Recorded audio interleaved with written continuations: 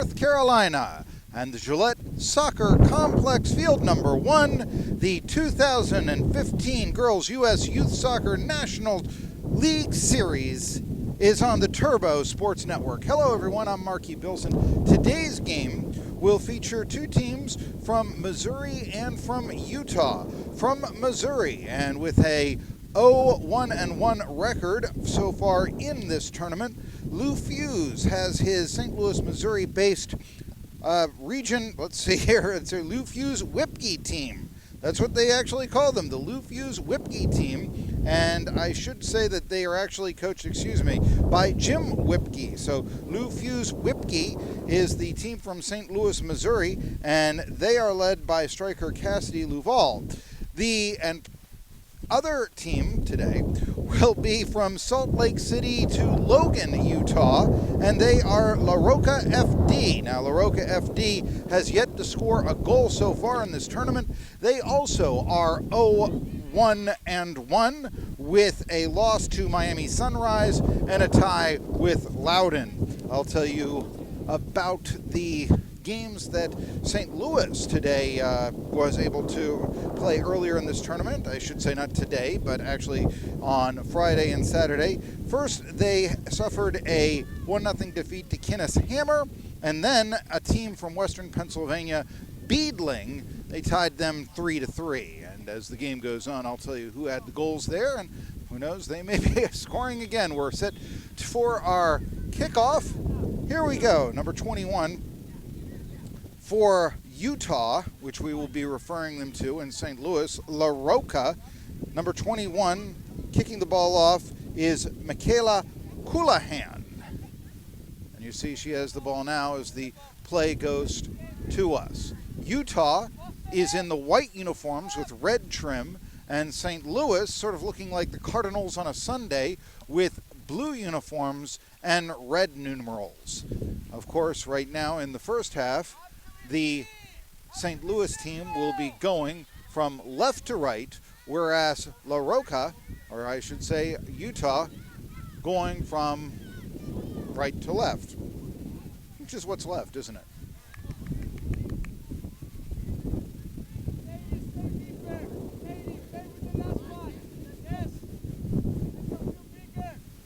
I am starting my own stopwatch here to sort of keep track of time. I realize that you are able to see it on your screen as Utah has the ball in Missouri possession, but not anywhere deep enough to score. Both goalkeepers today will play the entire game. For Utah, Caitlin Bradley is in net. Meanwhile, Sarah Robinson is the goalkeeper for St. Louis.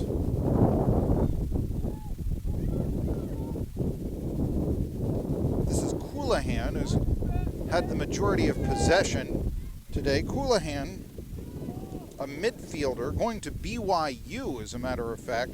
Now, Utah will be playing a 4-3-3 formation, which is an offensive-friendly formation, which may be why they're dominating possession time in the very early going. Meanwhile, St. Louis, as this ball will head out of bounds, well, maybe not. It's actually saved. A nice play right there by striker Cassidy Luval to keep it in bounds, and now St. Louis has possession in opposing territory and is able to get the ball as deep as they have today. That's the aforementioned Bradley fielding the ball.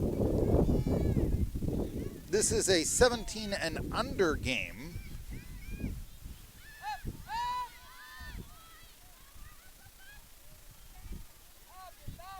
And the ball right now taken by Utah.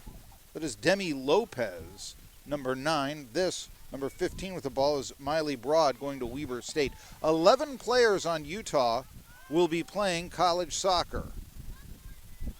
All for rather major schools. At least I should say 11 players at least will be playing college soccer. These are the ones that have committed, and they've all committed towards major schools in Utah with, well, would you want to call Dixie State a major school as the ball goes down the hill? That's been one of the fun things here that we've seen somewhat in North Carolina. When you think of North Carolina, what do you think of? Well, hills and woods. And as you can see, as they are retrieving the ball, it's rolled down the hill and into the woods. Sort of like when you were playing childhood games, or I'm sure so many of these young ladies, when they haven't, our soccer ball has left the yard, we kicked it over, and they have to go retrieve it. But now it's a corner kick for St. Louis. The Utah team is primarily based in the Logan, Salt Lake City area. The players are from that area. It's about a 2-hour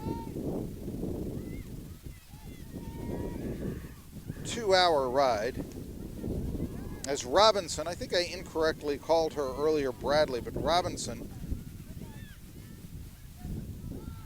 on the other net, actually, excuse me, I'm trying to figure out who has possession what. And I was correct the first time. You saw Bradley is in net right now for the ladies from Utah.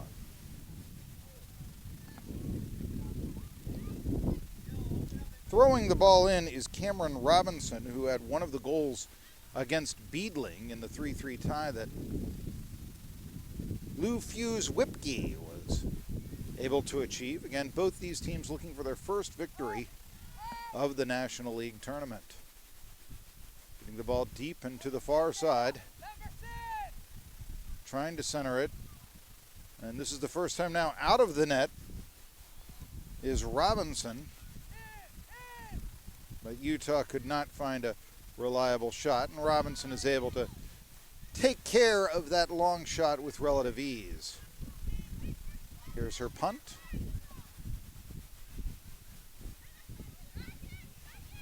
And Utah with possession. Again, Utah using a 4-3-3 formation. Their three strikers, Miley Broad, Sadie Brockbank, and Ashley Cardozo. It's a 4-2-3-1 formation for Missouri. Their striker, Cassidy Luval, who wears 14. The whistle blows, and Missouri gets the ball back.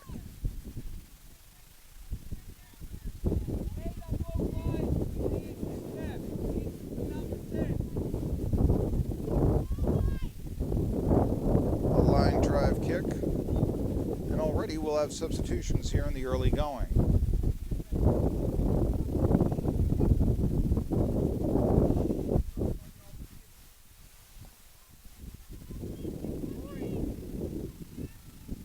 We are roughly 6 minutes into the game, and of course no score just yet.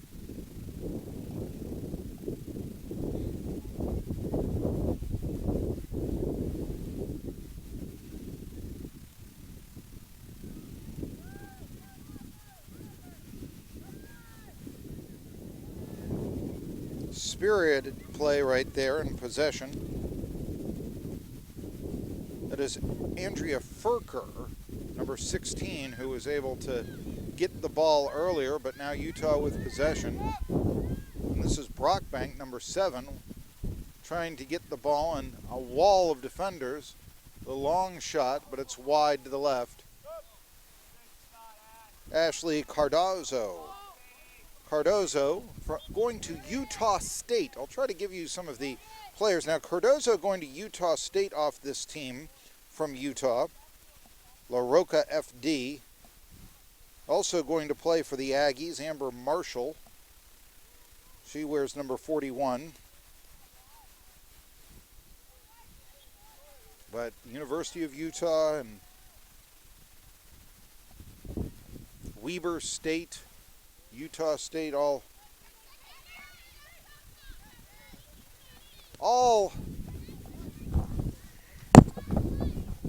represented, or I should say all will be represented by players in this game.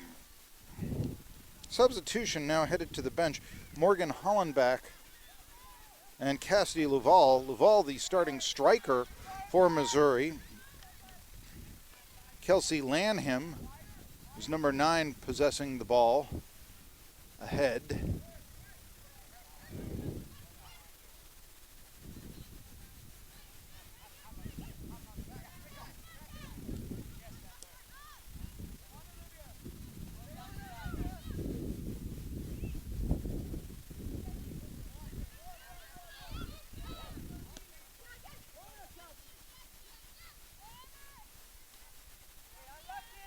ball will go out of bounds.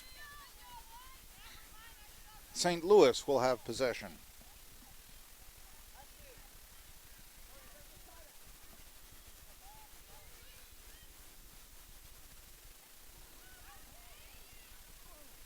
Sadie Brockbank was the player who put the shot on net, but Sarah Robinson was there to cover it up. Both goalkeepers of the 17 and under teams will play the whole route, barring injury.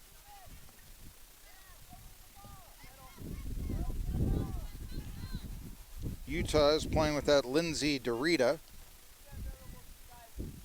And Morgan Griggs and Jensen Scotch. They're sidelined and not here in the lineup for St. Lou.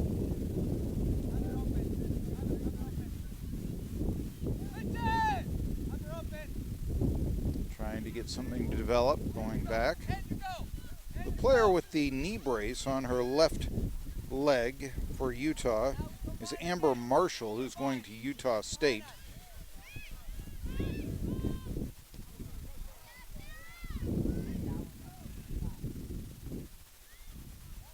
Sweeper with the ball, Olivia Borges, is going to go to the University of Utah. She will be a Ute. Surprisingly good athletic program at Utah. I think people will remember in this century, the University of Utah playing men's basketball,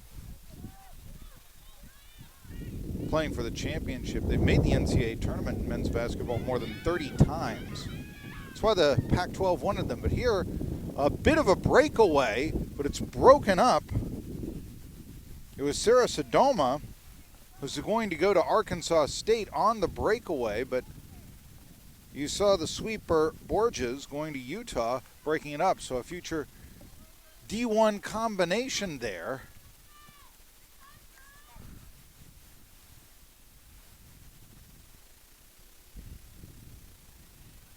And now we'll have a corner kick. Kicking the ball for St. Louis, it'll be Kelsey Lanham. And there may be a chance of shot on goal, and it goes in for St. Louis.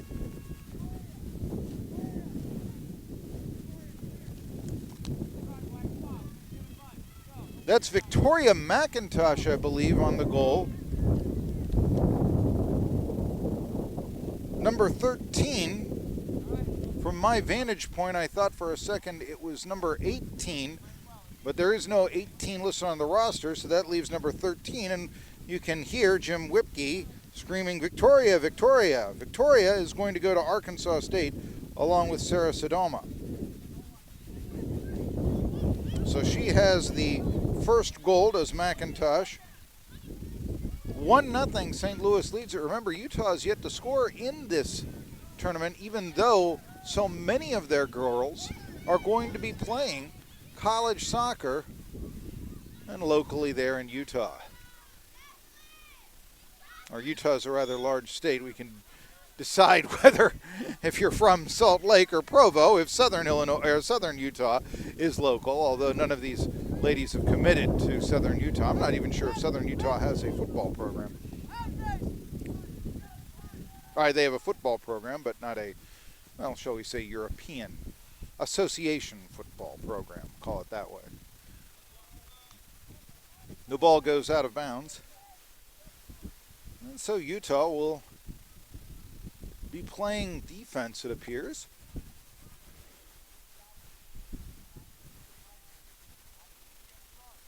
We're more than 10 minutes into the game. 1-0. The goal scored by Victoria McIntosh, going to the school eventually that was formerly nicknamed the Indians. Rising Division I mid-major.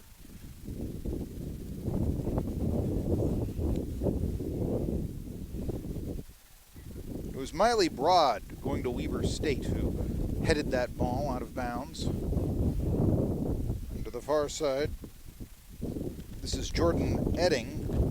Edding is the player perhaps going to the, I hesitate to say most prestigious school, but the Big Ten school. I mean, you know, who is more prestigious, BYU or Purdue? Who is it, Utah or Purdue? Well, that's subjective.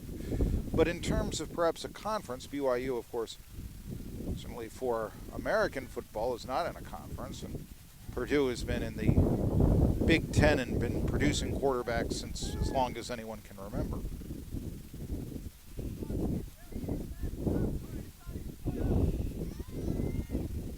And that's where Edding will be going to play college soccer.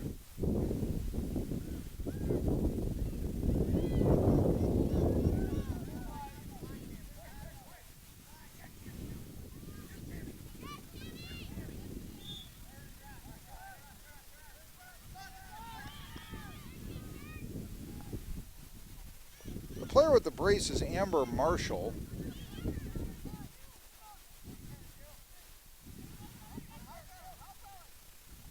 Ashley Cardozo, or I should say, yes, Cardozo, was the striker she was exchanging the ball with, but now we see Utah trying to possess it. It is somewhat surprising that Utah has a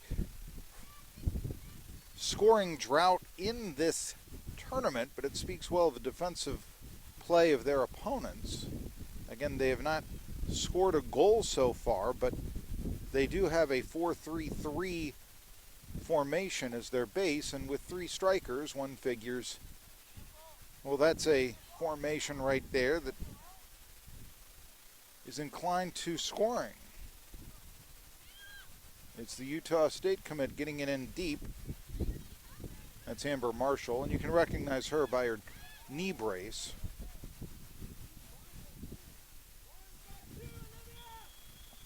A whistle blowing.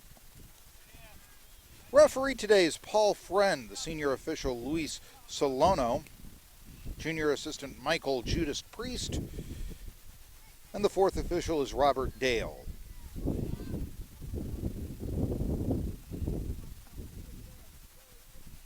Actually, I have no idea what Michael Priest's nickname is, but I thought I would give him one. Seeing as after this game he'll be headed out onto the highway.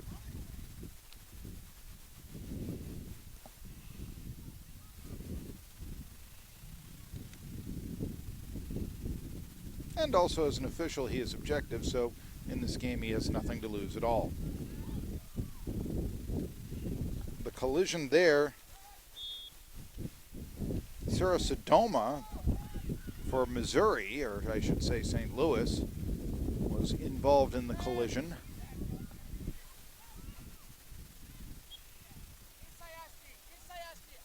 And I believe it was also Michaela Coulihan. Now, one player that Utah is missing is Jacelyn Bernardo, who, sitting on the bench, she has a, well, shall we say, an injured ACL. Usually that would be a tear, but just call it, to be on the safe side, a bad knee covering from injury. And so if she plays, it will be, we're told, minimal action. Throwing the ball in here is Cardozo.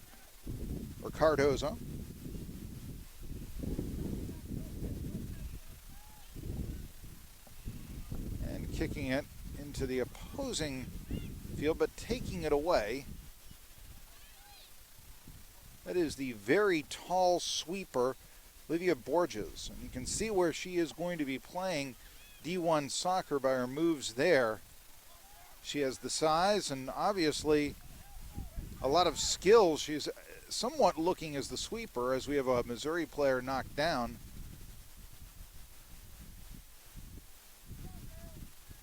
Almost looking like a point guard back there sometimes, not just a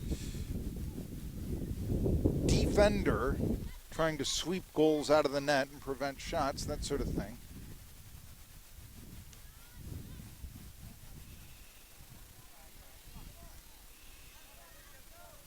The ball out of bounds, and the other number 6 in this game, that's Cameron Robinson, who scored a goal against Beadling. She's going to be throwing the ball in. Didn't last that long, and here's St. Louis in the blue uniforms will throw the ball in again. It's Kelsey Lanham. And a nice block right there. That's Bailey Wooden going to Utah Valley in the Western Athletic Conference, which has been synonymous with sports in Utah for, I think, as long as anyone can remember. I remember listening to the Holiday Bowl on the radio. You know, there was TV back then, certainly, but for me, I was listening on the radio to the exploits of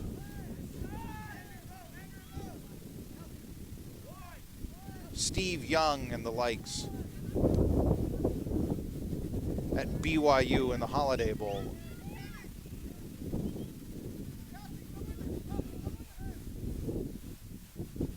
But back away from American football and now association football. This ball knocked out of bounds. And Grace Youngberg, going to Big Sky Conference member Weber State, throws it in. You don't mean to harp. There's Coulihan, and the future BYU Cougar is able to get it deep, but not deep enough as Robinson in net is able to stop that. So now we'll have a kickoff.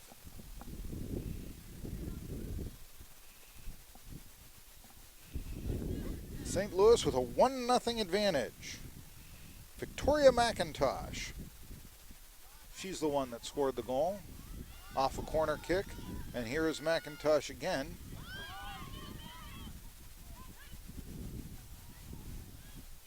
Utah able to keep possession in their opponent's territory.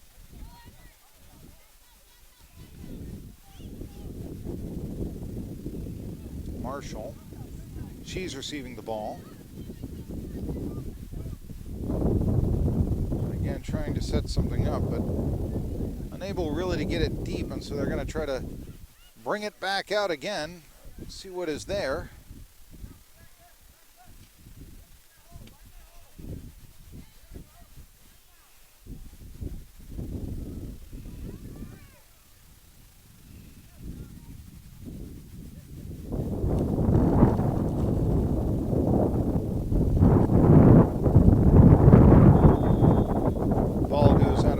Substitution here for St. Louis.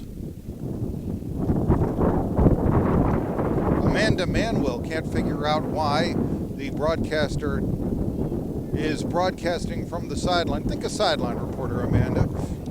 She'll be coming in, along with Anna Duran. And Durnan will be going to Missouri State. We'll see who checks out here in just a minute. St. Louis actually made a substitution very early in the game, about, I'd say 7 minutes in. Also, La Roca, or Utah, is going to be making a adjustment. It's a windy day here in North Carolina. And as a result, their substitution, we'll get this very shortly.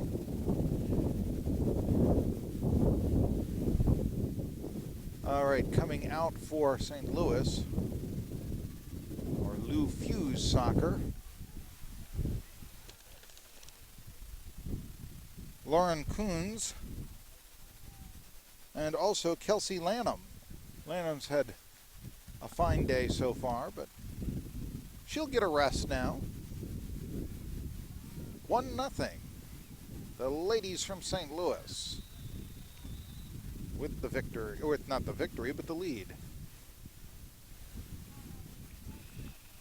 It will be a mass substitution here for Utah as I get the players right now. Again, it's a windy day, and one of the players waiting to come in, Ali Alcott, is actually just trying to sort of stay warm as she is not wearing any leggings or anything like that to prepare for, I hesitate to say the cold, but the chilly breeze, if you will. Alexis Peterson also coming in, along with Cassidy McCormick, a future Utah Valley player. Let's see who comes out.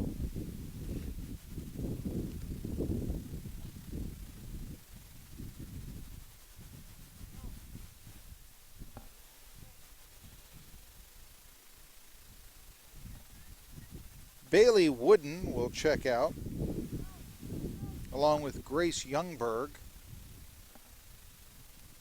And Sadie Brockbank, one of the strikers. Now, we've called Brockbank's name a few times. Utah still looking for their first goal. And actually, getting the ball in will be McCormick.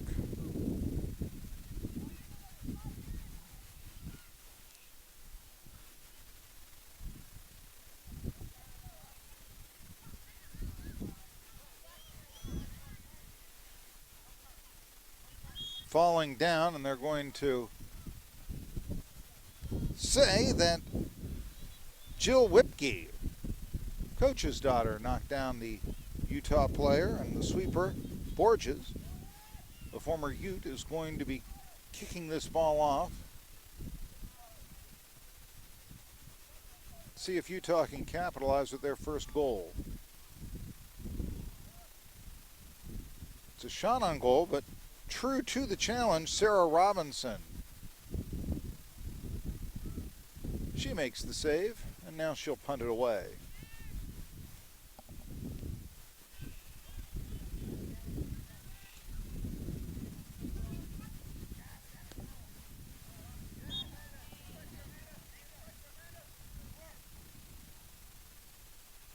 We're past the halfway point of this half.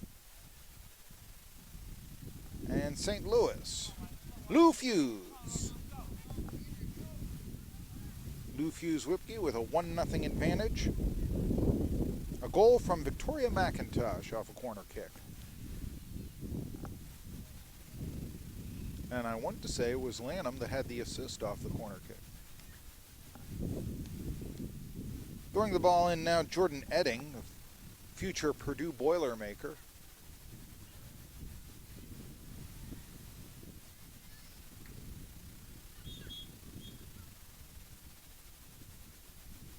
We have a player down for St. Louis.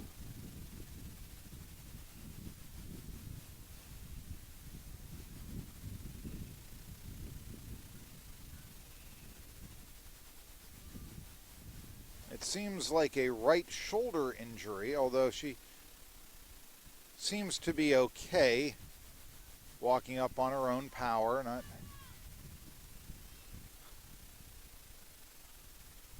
and in fact coming back to her own position. Olivia Smith, the player who is down. And Smith, again, sort of reaching to her right shoulder, or yes, her right shoulder.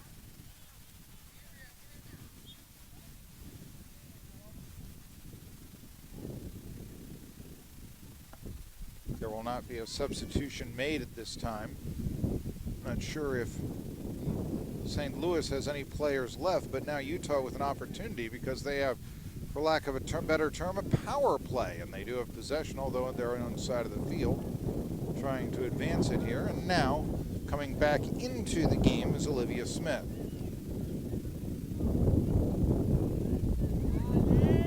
And there is Smith.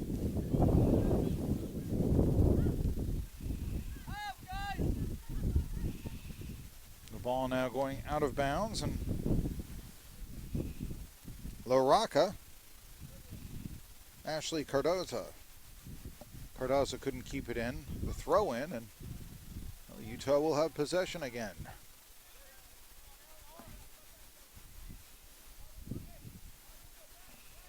It was McCormick that got it into the the St. Louis side of the field. Somebody from St. Louis will be very upset that I almost made that slip.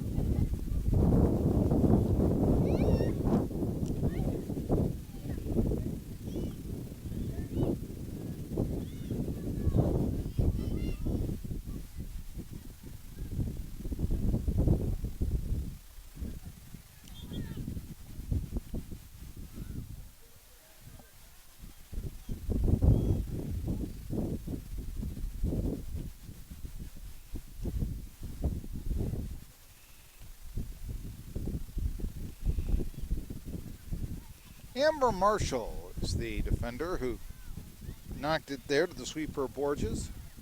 or just trying to get it in deep. Again, St. Louis with a 1-0 lead, and Utah looking for their first goal of the tournament. In the center of the field, but just nothing there. It's a long kick, but it'll go wide left from the leg of Borges. Livia Borges, very tall sweeper. She's been at the center of a lot of action here today for her team. La Roca.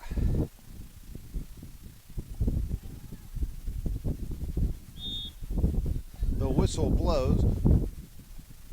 We do have a wind here in Wilson, and I'm going to try to get you some weather conditions here.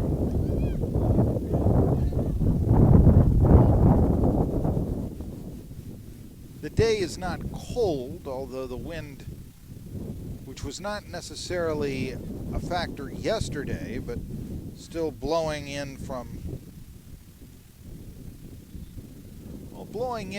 and forgive me, I don't know the actual direction in terms of east-west, but it's hitting me right in the face, and I am standing essentially behind Edding, who just threw the ball in.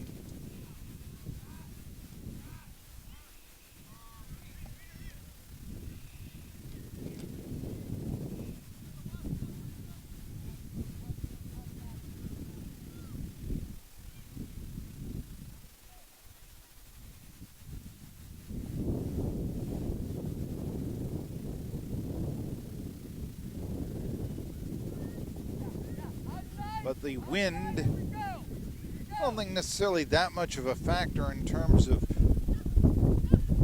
say, passing and such. Nice play by number 7, Sarah Sodoma, to keep the ball in play right there for St. Louis.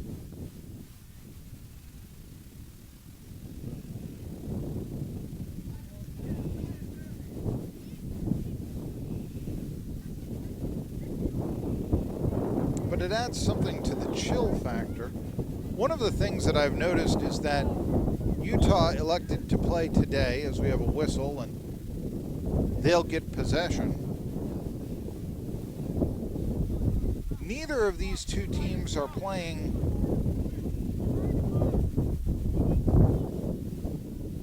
in, shall we say, cold weather uniforms. There's leggings.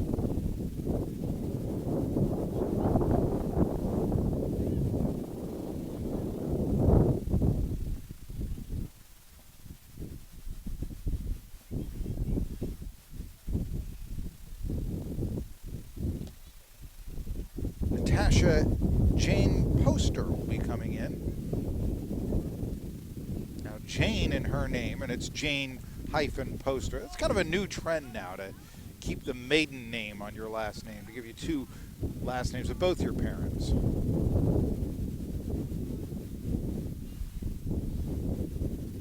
I think most people know that now. I remember the first time I was associated with it, and I was like, what is that all about? Amanda Manuel has come out. So she is the player, replaced by the other player with two last names.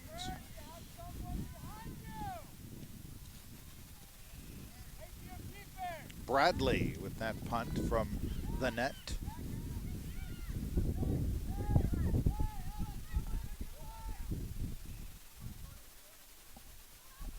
Kicking the ball deep, but yes, out of bounds, so we'll see if Utah can get something going here off this throw-in.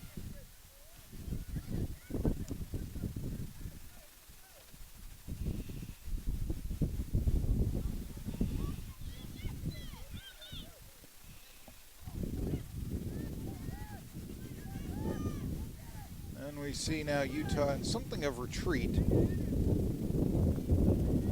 They'll try to set something up. A long kick from their keeper. Bradley getting it to midfield. And Utah now with possession. They're looking for their first goal. of the things you notice, they were, I said retreating, but with 3 strikers in their formation, oftentimes they don't have the midfielders somewhat to sort of push ahead sometimes. They're going with 3 midfielders. This will be a long shot, but nothing that Robinson can't handle. Shot taken by Coulihan, a future BYU Cougar. Michaela Coulihan.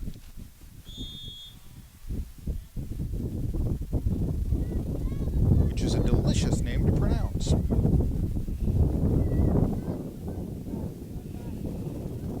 The player who was down for St. Louis, number 12, Jill Wipke. And there she is with the ball now. That is not Wipke. That is actually, instead of 12, number 22. My vantage point, Olivia Smith's first digit on her jersey was a bit obscured. Zoe Clark will come in for Utah.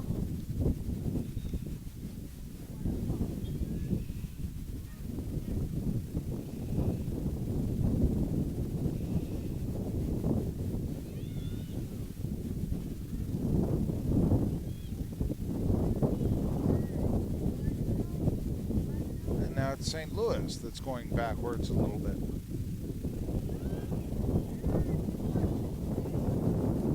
Trying to set something up. Oh, there was an open player there. Anna Durnan, the Missouri State commit, was open on the right wing and may have been able to get off a long shot had the kick have been strong enough to get to her, but I'm not sure that she was visible across the field. So now Utah with possession. And this is the very athletic Coulihan. And now a attempt, but I think we're going to have an offside.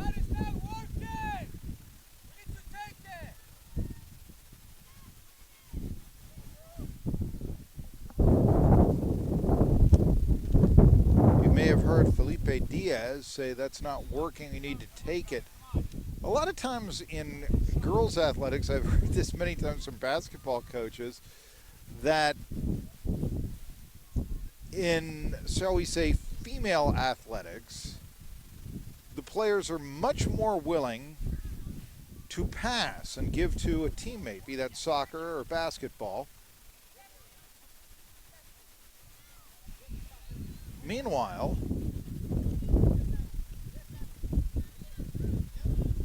the ball goes out of bounds in, shall we say, male athletics. Certainly you've seen many times basketball players who are considered ball hogs or such that. But I mentioned this because if there was the idea of wanting to shoot right there, a lot of times the idea is, hey, you take the shot, that sort of thing.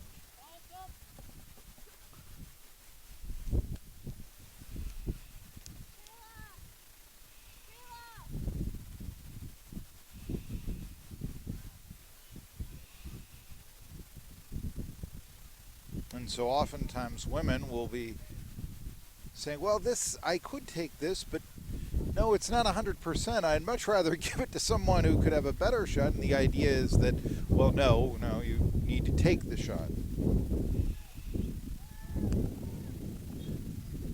Coming out for Utah will be Coulihan. Coming in, it is Bernardo, who we said was not a scratch, but does have, and you can see the brace, and she's running a little gingerly on her right knee.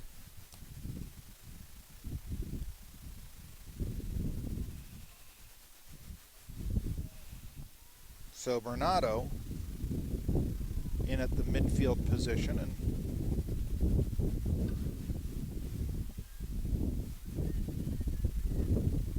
really Utah trying to get a spark going.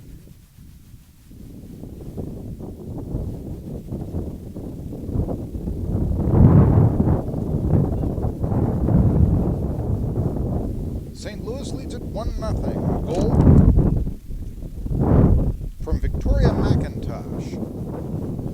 it deep here. Now, oh, getting the almost losing control of the ball right there was Bradley. She's the netminder for Utah. But now here comes La Roca, and there's a collision, and falling down hard, that's Borges. Borges going to Utah, so will her teammate Demi Lopez, who wears number 9. And, excuse me, I think I'm confused. Well, yes, no. Now Lopez is lining up right now.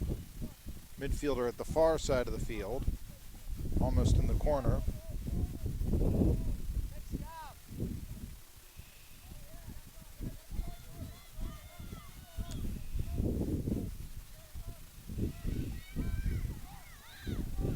Borges, the long kick,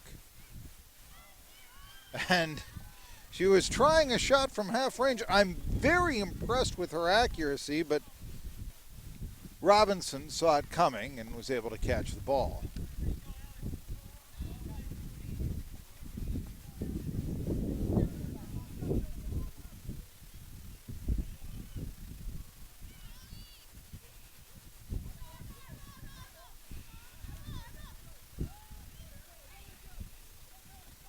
Throwing the ball in here, Alcott.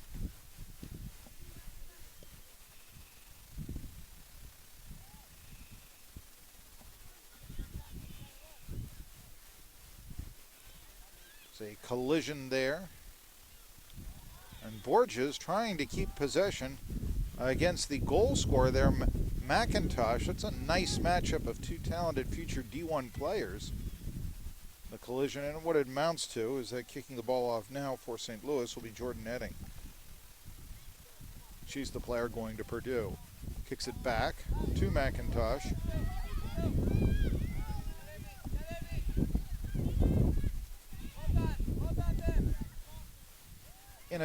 And here now is in transition, perhaps an opportunity for Utah, but covering up.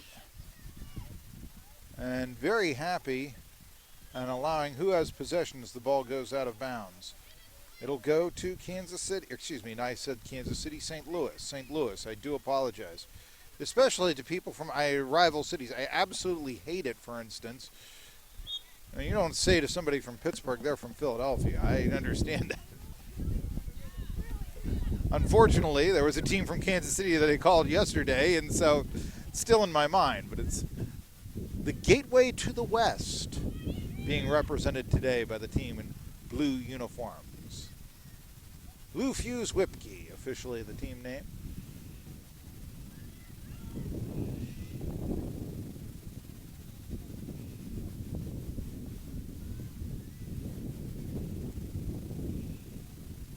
And although, as I mentioned here, it's very somewhat Sunday Cardinals, if you remember the St. Louis Cardinals Sunday caps, which were predominantly blue with red trim, which is the uniforms here for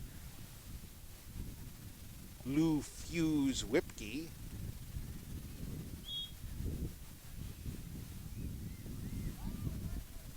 Yes, the Kansas City Royals are the predominant team in Missouri that uses a blue uniform, and so I've got that in my mind as well. But that's irrelevant right now, as we have a kick coming from the ladies from Utah.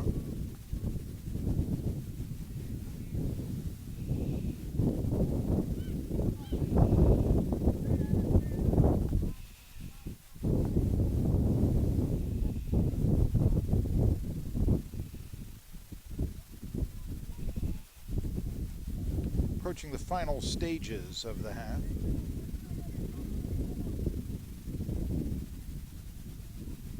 This is a 45-minute half with 17-year-olds.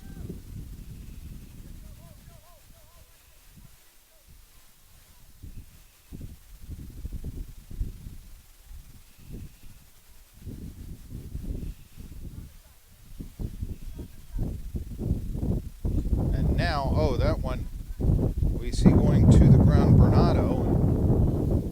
She is quick to get up, but she also is walking it off, and We have had some injury time here, so we'll get some extra time during the game in this half.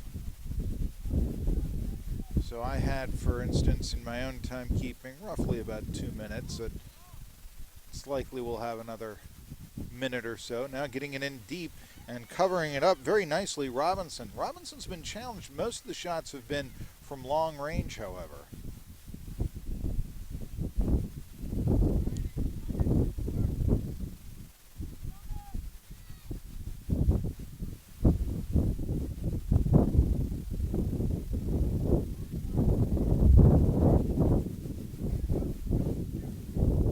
Now the opposing netminder, Caitlin Bradley, getting the ball to a teammate. Here we're in the final stages. Utah does not want to go 5 halves without scoring, but that's what they're looking at now. Whose possession? Utah thought it was theirs, I believe, but now, and somewhat surprisingly, right now, I think that Anna Durnan, the Missouri State commit, thought that she'd be playing defense, but then was told, no, wait a minute, you've got a chance to score here. You have possession, as Edding threw it in, and she'll do it again.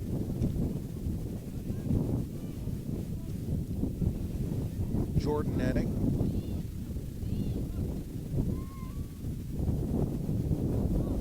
Throwing it in deep. There's a chance, but covering up, Caitlin Bradley.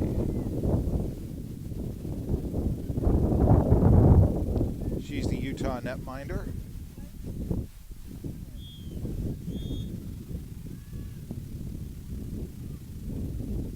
And that is the half. So after one, St. Louis's Fusz Wipke team has a 1-0 advantage over Roca FD from the Salt Lake Logan area of Utah. I know it's rather spread out, but so is the roster of Utah. 1-0 the score early on in the half. A goal scored by Victoria McIntosh off a corner kick, and that's where we are. McIntosh, the player that you may be seeing right now talking to officials.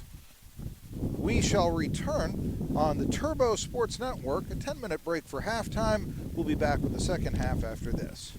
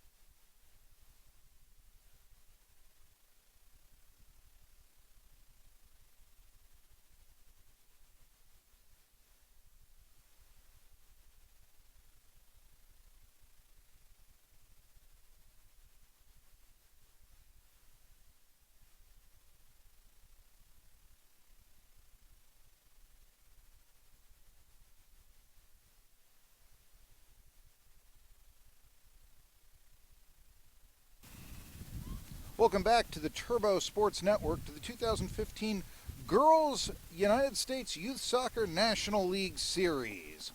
Today a game between the St. Louis-based Fusz Wipke 17 under team, and their 17 under counterparts will be Roca FD from the Salt Lake Logan area of Utah. The Utah ladies are wearing the white, and the ladies from Missouri, St. Louis, are wearing the blue, going from right to left. I want to make a correction, and I am very sorry about this. I had been incorrectly telling you who had the goal earlier. Andrea Furker has the goal for St. Louis. She scored off a corner kick from, I believe, Kelsey Lanham. I had earlier been giving credit to McIntosh, Victoria McIntosh, and I do apologize for that. As I saw it, and it was away from my vantage point, and I know this is no excuse, but please do bear with me. I saw McIntosh, I saw in my own eyes, a number that I took from that vantage point to be 18. Well, there's no 18 on the roster. McIntosh wears 13, and at the time I heard the coach say, Victoria, I want to come here, so I thought, oh, great. Head coach Jim Wipke wants to congratulate Victoria McIntosh for her goal.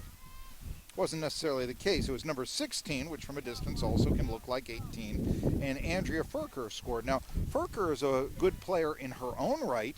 As I had mentioned before that McIntosh will be going to Arkansas State, Furker will be going to Southern Illinois Edwardsville, which is a prestigious D1 school. There have been a grand total of, I am counting, 5 players who have made commitments to colleges for the blue-clad ladies team today. And whereas 11 players on the Utah team will be playing, and all of them will be staying in state, as a matter of fact. So far, 5 commits for the St. Louis-based Fusz Wipke team. And as our play begins here, and this is Caitlin Bradley covering up. She's gone the route in net. Sometimes you'll see teams in select soccer like this change goaltenders, but now the keepers here, they've basically got one to play, so they're going to go with those.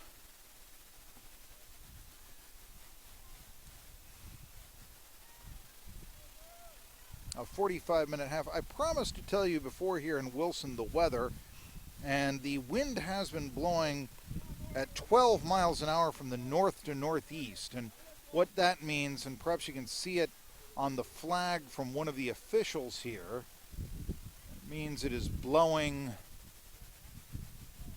or maybe perhaps that flag, if you can see it from the far corner, but it is blowing towards the scoreboard or towards the far left end of the field from where our vantage point is here.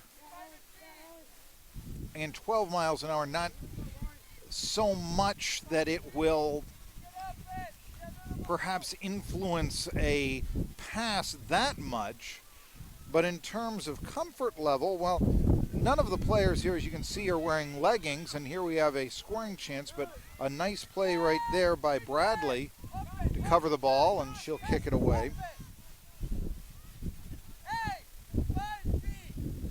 But it is 52 degrees, but with the wind chill, it's 46 here in Wilson. Again, that's not the coldest that you'll ever feel. If you're from St. Louis, well, let's just put it this way. I kind of feel that shorts in 46 degree weather or 52 degree weather, as the case may be, a little bit more prevalent in the Midwest than other parts of the country. Getting back to the play, as they're letting the action speak for itself, Demi Lopez, the future Utah Ute, kicking the ball out of bounds. And we're going to have a corner kick now. This will be from Cassidy McCormick, who'll be playing at Utah Valley in the future. Try to set up Utah's first goal of the tournament. They trail 1-0 here, and the kick goes out of bounds. And again, the correction, Andrea Furker, future SIU Edwardsville product. That's where she's committed to playing, and Furker with the goal today off a corner kick, just from that same angle where that corner kick was early in the first half, or in the second. 45-minute halves here with 17 under, and now another corner kick coming for Utah.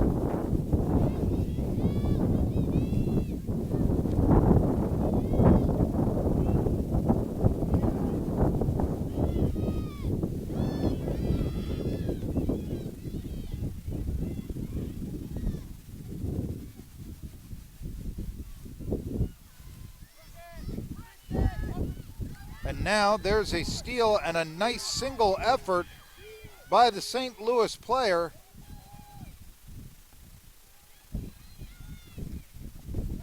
Player is blocked away, or the ball is blocked away, but a wonderful individual effort right there by Ellen Donlin, number 15.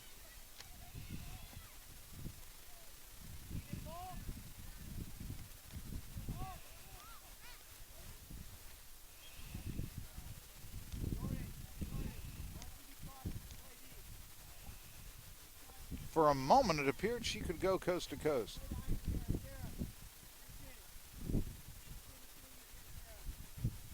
Many of the players on the field right now well rested, as there were early substitutions made in the first half.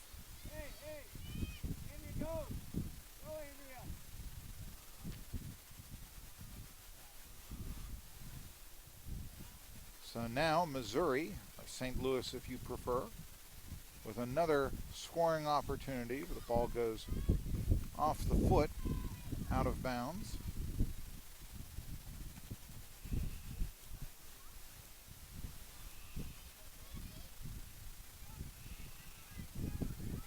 And it appears we'll have another corner kick. Jill Wipke will be kicking the ball in.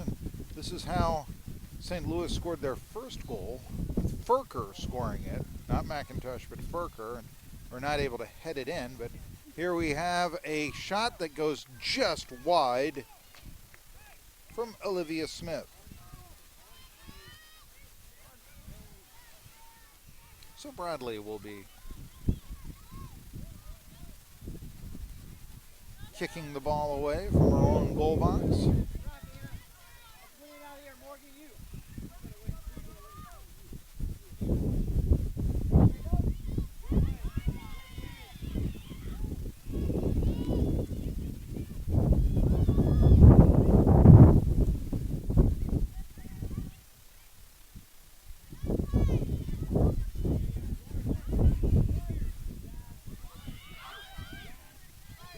Ball goes out of bounds, just beyond the reach of Morgan Hollenbeck of St. Louis. The throw-in coming from, that is the BYU, not the BYU product, or I should say not product, but future BYU Cougar. That's a future Utah Valley participant, and that is McCormick, who threw the ball in. Ball just went over McCormick's head. She kicks it to the center of the field. Although this is Houlihan, the future Cougar, and the ball goes out of bounds and will be thrown in by the Missourians.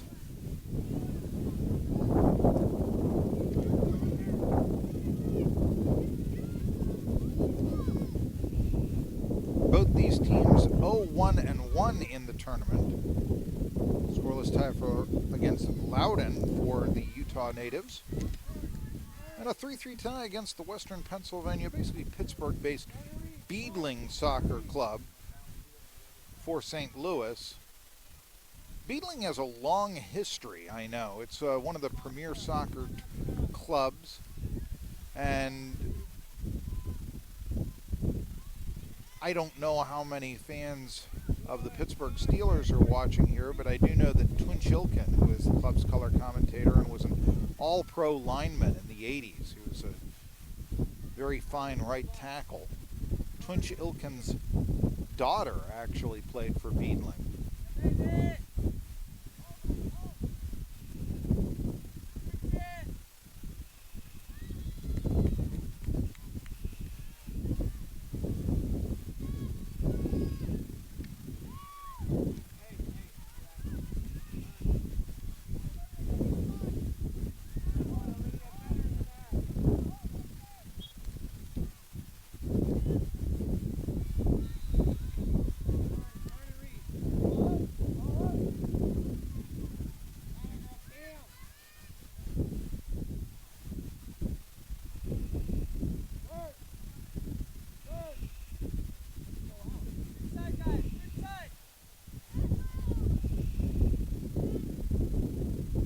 Down the left wing. St. Louis very quick to return on defense. Very impressive there. But here now, oh, and just couldn't find the handle. Kick sails over. Boy, if McCormick could have gotten the ball at a better angle, that might have been an opportunity right there for Utah. It's 1-0 in favor of Fusz Wipke, team from St. Louis, wearing blue, and they're kicking off right now. And again, a correction, I do apologize to people, but it was Furker, not McCormick, who had the goal earlier on off a corner kick. That's where we stand right now. In fact, in this tournament, for the St. Louisans, 4 different players have scored 4 goals. It's Furker and Lanham. Kelsey Lanham had 1 against Beadling. So did the defender Cameron Robinson. Cassidy Luval, the striker, traditionally the player you'd think would score.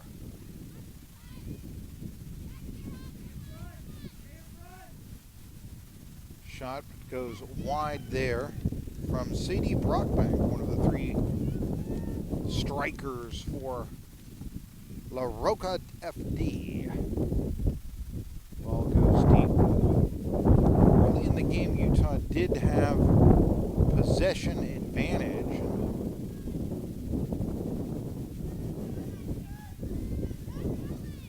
As time went by, the St. Louisans were able to control the ball a bit more.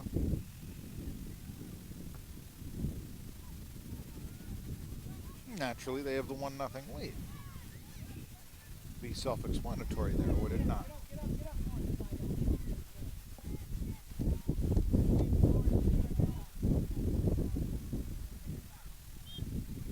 A whistle blows as the player falls to the ground.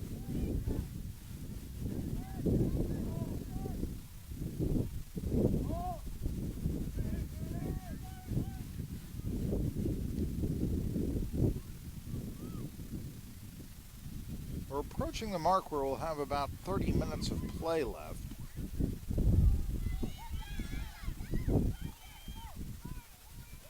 And now,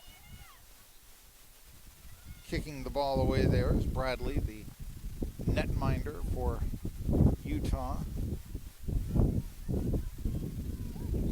Utah wearing white, going from left to right.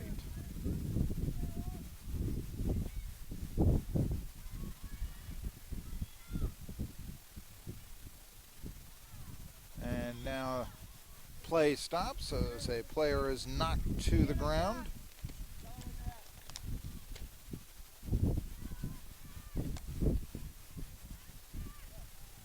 Taking the spill was future BYU Cougar Brinley Crash Welch. And we can kind of see why she's nicknamed Crash when on that circumstance. She'll be kicking the ball away. A light kick. Moving the ball back and forth. Excuse me, she is not kicking the ball away. She wears 28. Ball goes out of bounds. I'm trying to determine the player and identify the player. I cannot see from this vantage point who did kick it away. And oh, that's the very talented sweeper Borges, Livia Borges. She had a fine first half. Often seemed to, and you can see why she'd be kicking off almost like a point guard in basketball, or point man on the power play in hockey, that sort of thing. Oftentimes she tries to set things up at midfield. There was kicking it away. Lopez is the player now who is chasing and will find the ball. Well, it doesn't quite go out of bounds, but she'll throw it in now. And it'll go down the hill once again. We're going to have a substitution here for St. Louis. Kelsey Lanham, who I believe had the assist on the goal earlier, will be coming in. I mentioned that Lanham had scored a goal against Beedling.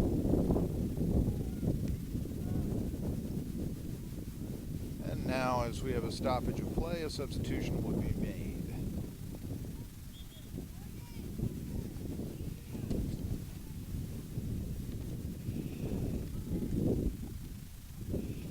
So Lanham will come in. Here's her card to the official.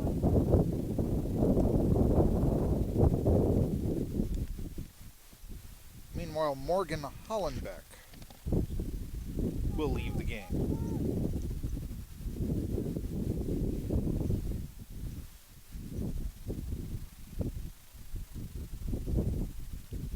Kick will sail. Oh, it's kept in play.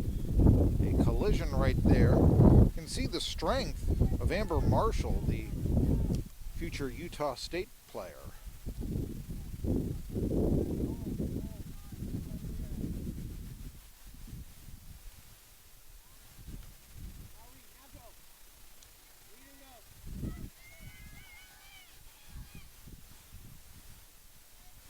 The Missourian with the ball in the corner was Sarah Sodoma, future Arkansas State player. We'll have a throw-in here. Come on up, Jordan.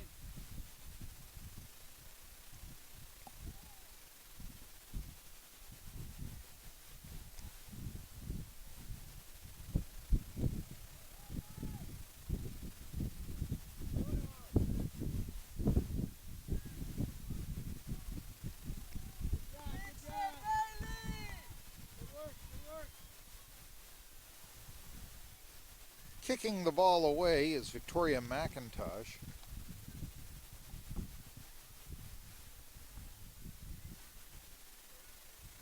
And the ball goes out of bounds, and so it will be Bradley who will be trying to get it out of her own end here with a long kick.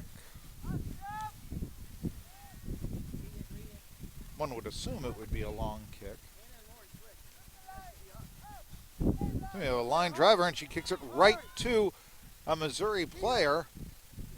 The defense converges, and getting a shot off here, number 7, Sodoma.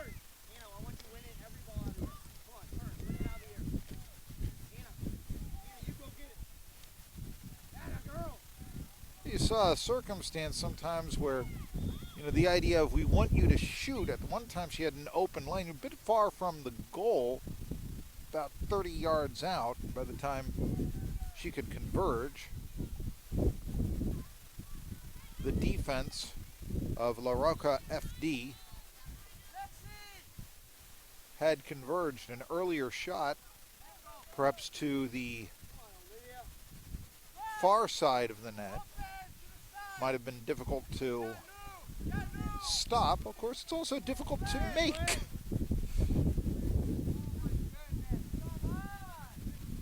That should be stated as well.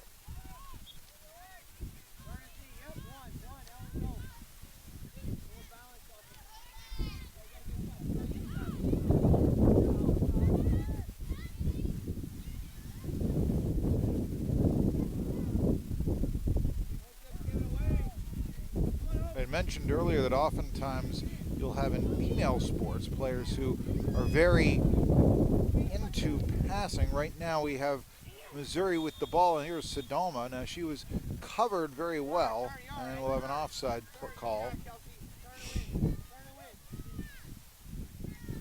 Players adjusting their socks right here. Utah is still looking for their first goal.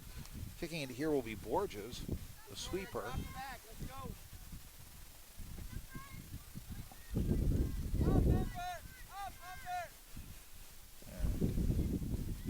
She gets it into the opposing end.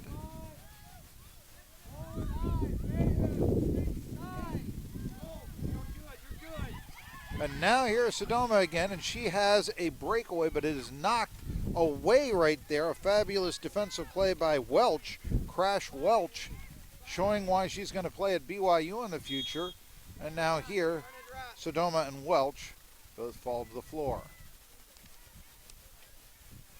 Excuse me, that was not Sodoma, that was Ellen Donlin. Donlin, who had a fine steal earlier, almost went coast to coast for a shot, but the defense was there to converge on her.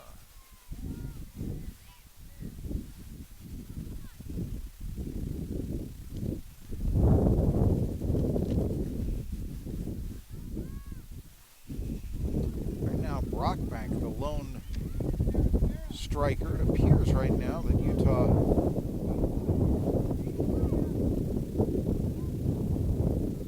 at one point we have a player down for Utah.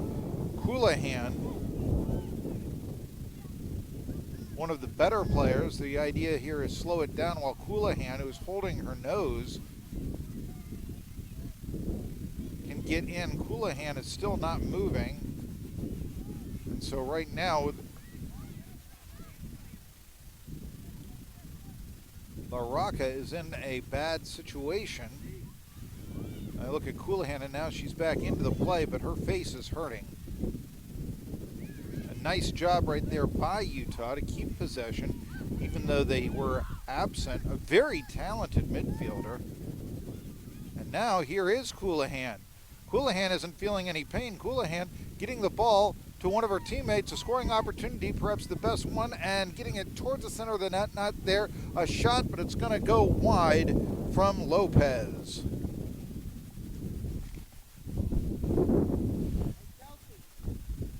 Nice opportunity there, but Brockbank, Sadie Brockbank, didn't have the angle she wanted for the shot,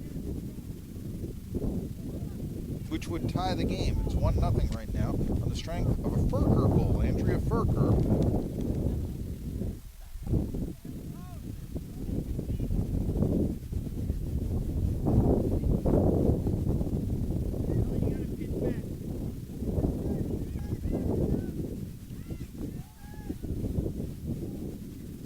This is Michaela Houlihan. I just like saying the name Michaela. They have a modern name, but yeah.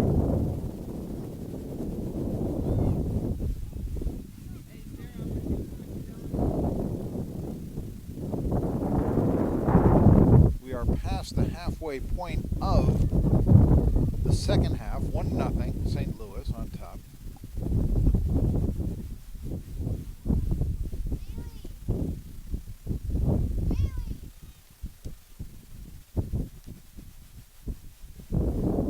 Substitution here.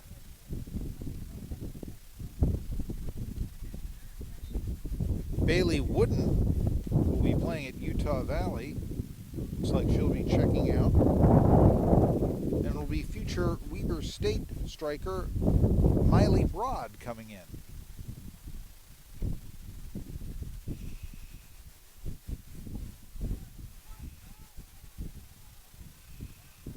Flag goes up. We'll have a trip.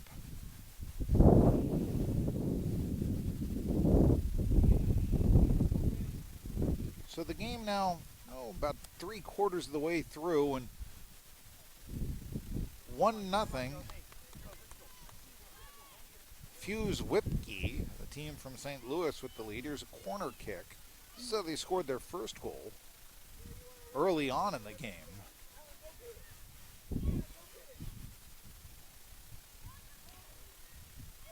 the ball kicked away. And now here comes Utah. How far can they advance the ball?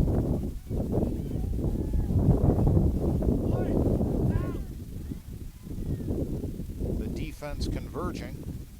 The ball will go out of bounds. Will it go down the hill? Not quite.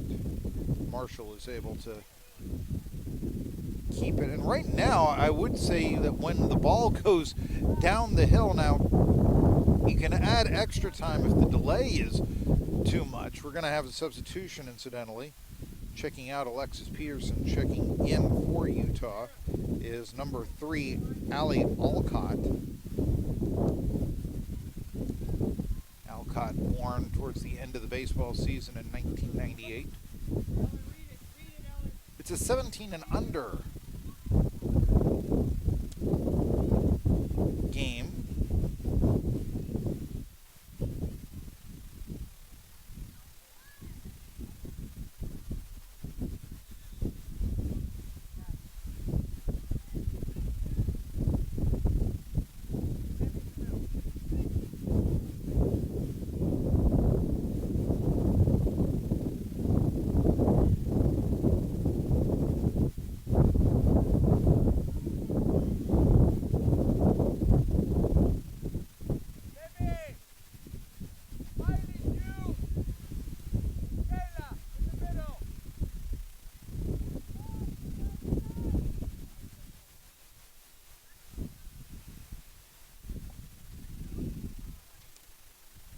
Marshall throwing the ball in. And we'll have another player throw the ball in now for Utah. Oh, it'll be Marshall again. Going to have substitution here for St. Louis as soon as they are able. The tightly ponytailed Jill Wipke will be coming in.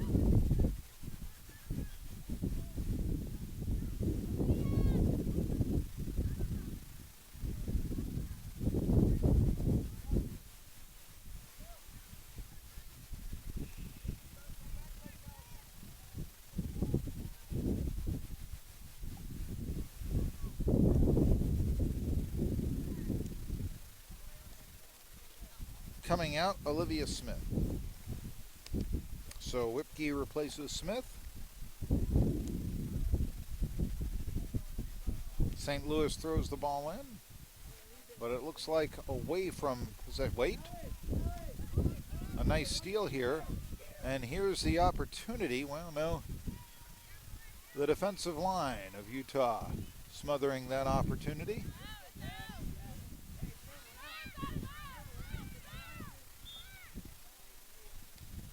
Going to have a whistle, and I think that they're going to try to say that number 7, Sadie Brockbank, was out of bounds when she got possession of the ball, and she was, to be brutally honest with you. Call was a bit late, but nevertheless, Lauren Kuntz will be throwing the ball in. Well, now she won't be throwing the ball in. Instead, throwing the ball in will be Kelsey Lanham, who began the period on the bench, but also has an assist today. 1-0, St. Louis leads it.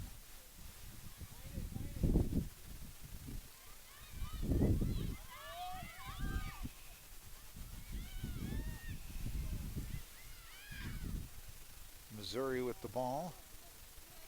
At midfield, it goes out of bounds.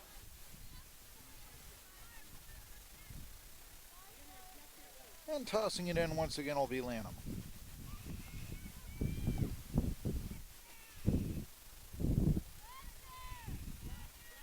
Ball goes out of bounds, and we'll have the netminder, Caitlin Bradley, trying to advance it long.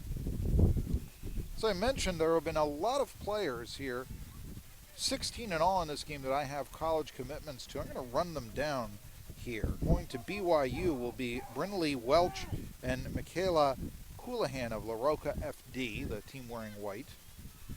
Going to Utah, Olivia Borges and Demi Lopez.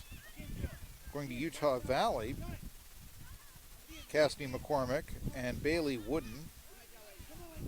becoming Aggies, Ashley Cardozo and Amber Marshall. No, not Texas A&M, Utah State. Weber State will enjoy the talents of striker Mealy Broad, as well as Grace Youngblood. And going to Dixie State will be Jada Sheets.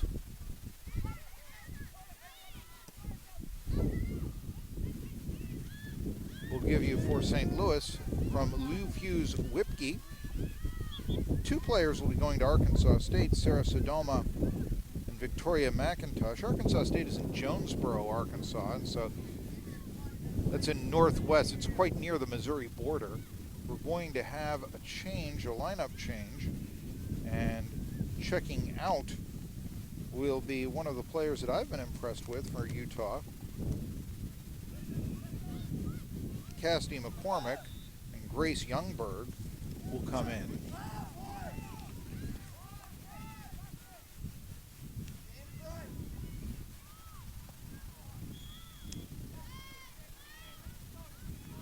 Whistle blows, and now St. Louis will have possession again, and they advance it deep. Anna Durnan will be going to Missouri State.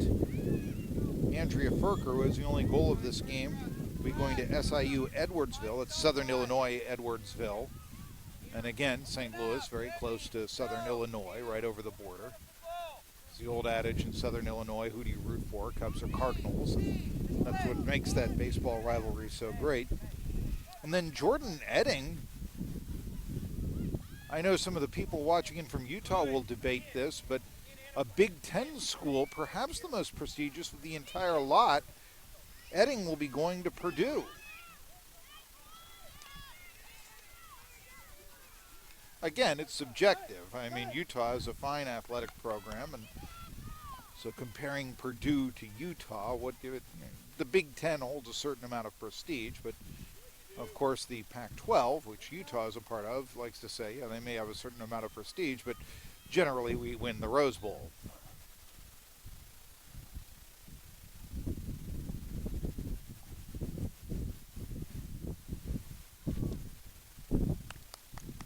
Corner kick now as St. Louis, after a brief amount of time with the ball in their own end of the field, now have a corner kick. And again, this is how they scored their first goal from Furker, but they will not get one off this corner kick directly here. Utah now with possession. Can they get it deep?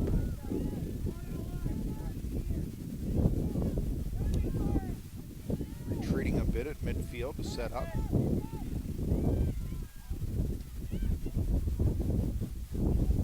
We're approaching the 10-minute mark left in the game. Probably will have some extra time. And the Missourians will have the ball, throwing it in. Lauren Coons.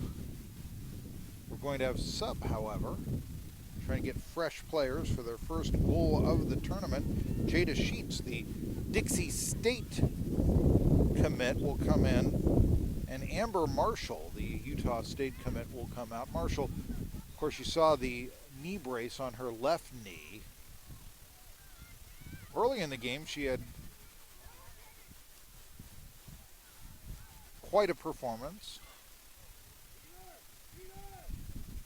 Possessed the ball many times. And now we're going to have an injured St. Louis player as keeling over. And I'm trying to make out the number as it is very far away. I want to say that's Cameron Robinson, who scored against Beedling, but St. Louis looking for their first victory. The shot goes wide.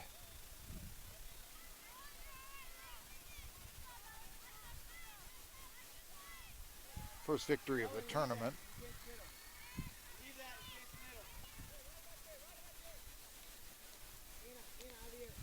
I think that was Donlin, Ellen Donlin, who kicked the ball.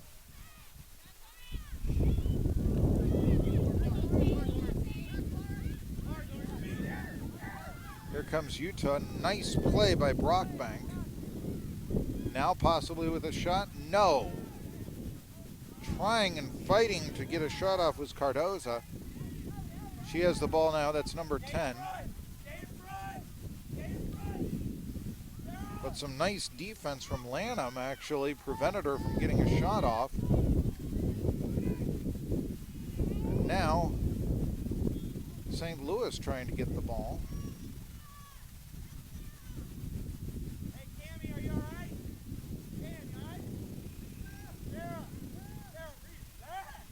La Roca FD is the Region 4 champ.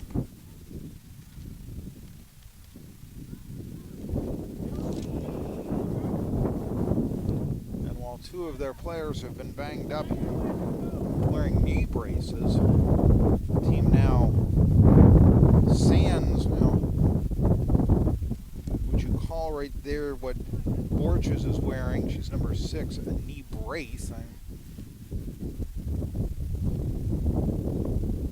Fabric one, not a brace with metal, let us say.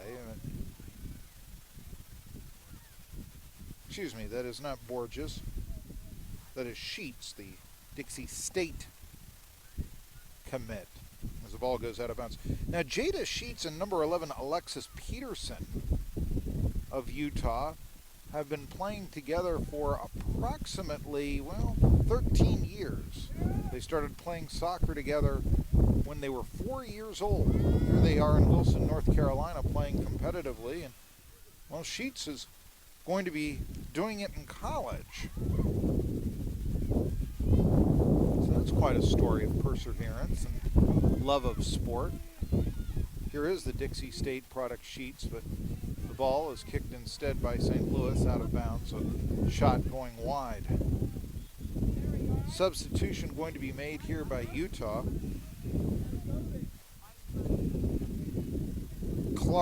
Zoe Clark coming in, and coming out will be Sadie Brockbank. So Clark will try to add a spark, as Laraco will go back with 3 strikers, but now it's the Missourians with possession. Until now, this is Borges. Borges falls down. The play still going on. A whistle blows. Time will have been stopped right here.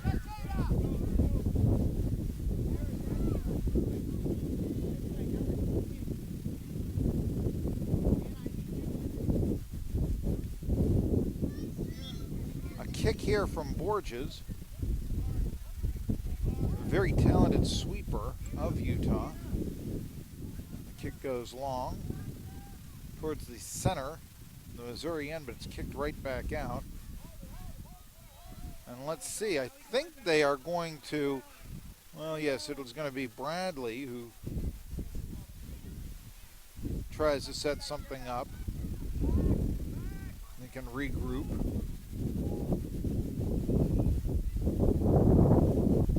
Utah just hasn't had much possession time in this half.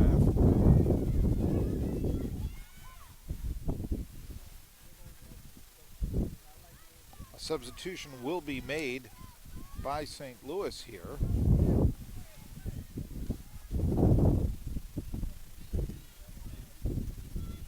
Casti Luval, who started the game at striker, and Amanda Manuel will be coming in.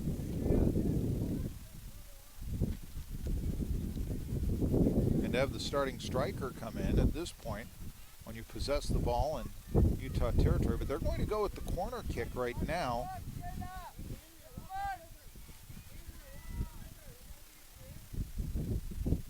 And I'm a bit surprised there. They did not try to kick it towards the net, instead just keeping it here in the corner, and of course the ball goes out of bounds.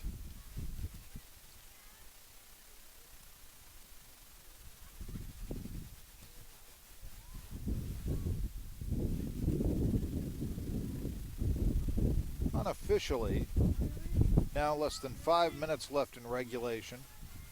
We'll have a long kick here by Utah, still looking for their first goal, and this is their third game of the tournament. They trail 1-0. Here's a chance for St. Louis, but unfortunately for the blue-clad team, Sodoma, who has often had opportunities stealing the ball deep in the own end, she could not get a ball off. I had mentioned before how Utah employs a 4-3-3, and that's something more of an offensive type formation with 3 strikers, but the idea, it therefore is kind of surprising that they have struggled offensively in the tournament. But we can see that one of the reasons they have tried that alignment is they have a very talented defensive line. And so why not, since the defensive line is very talented, they can try to go with 3 strikers. Here they try to get possession in the late stages of the game for their tying goal. Should they get it, there will not be any overtime period.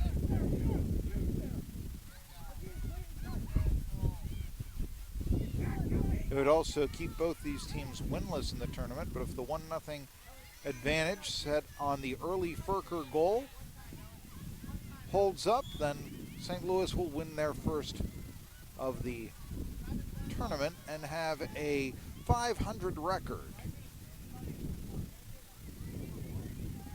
after 3 games. It was Coulihan that fell down there, the future BYU Cougar. Coulihan playing despite getting banged up earlier. Cardozo with a shot advancing deep, it goes out of bounds. And now we'll have the substitution that I spoke to you of. Coming into the game, Luval and Manuel for St. Louis. Fresh legs in the late part of the game.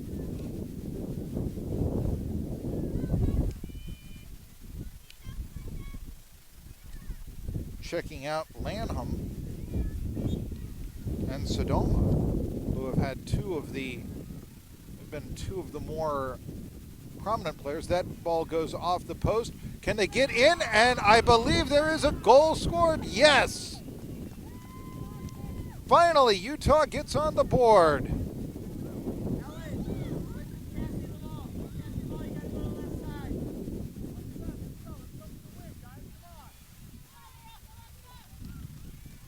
In the late stages of the game,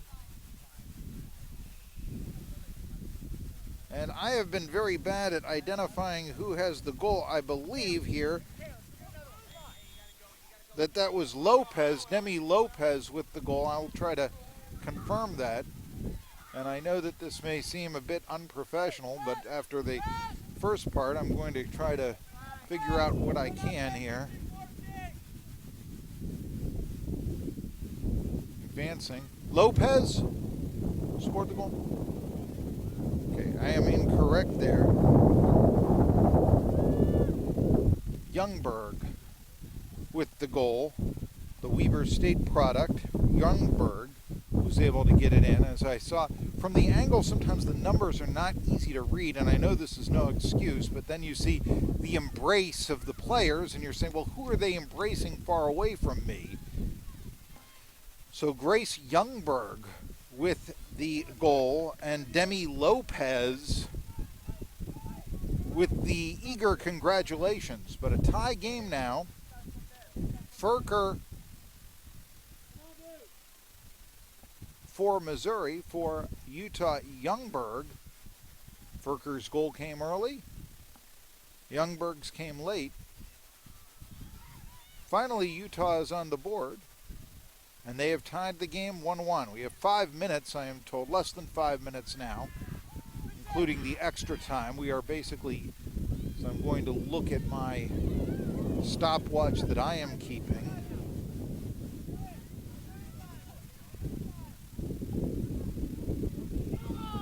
And this ball goes just wide.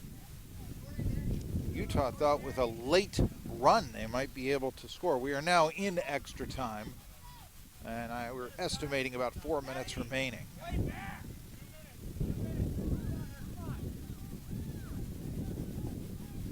Actually, now I've heard 2 minutes being announced, so I'm going to go with 2 minutes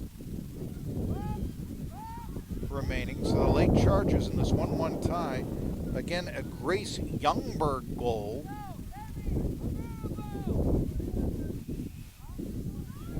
And now officially we do get it from Paul Friend's crew that there are less than 2 minutes remaining in this game. 2 minutes. Borges trying to set something up at midfield. One last rush for Utah. They've finally gotten on the board. Can they now win the game? Or can a late goal be scored by St. Louis? Neither of these two teams have won a game in the tournament. This would be their second tie if the 1-1 score holds up.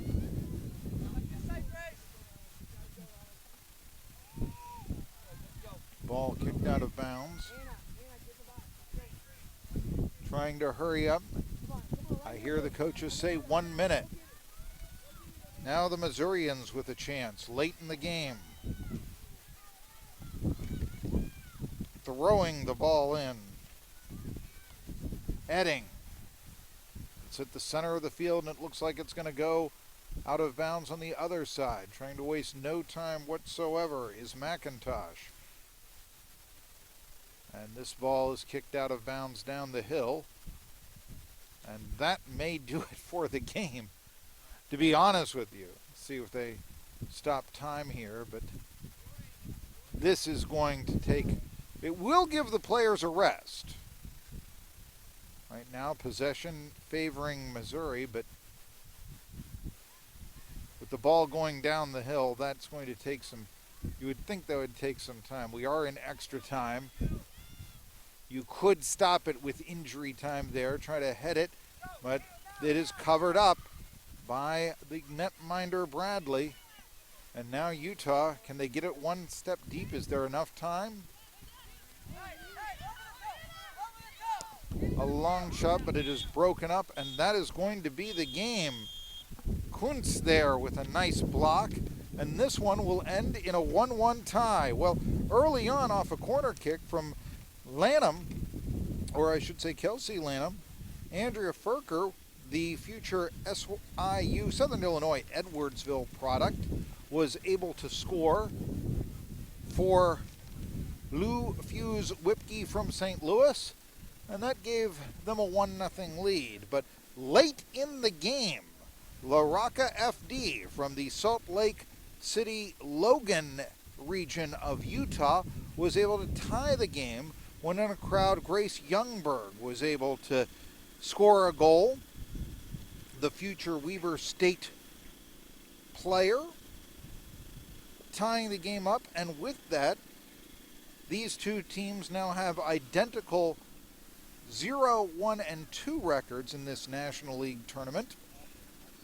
And also, Youngberg has scored the only goal for Utah. The shutouts are over. Instead of anyway, Youngberg was able to score Utah's first goal of the tournament. So a 1-1 tie between St. Louis and Utah today. I'm Marky Bilson. You've been listening to the Turbo Sports Network.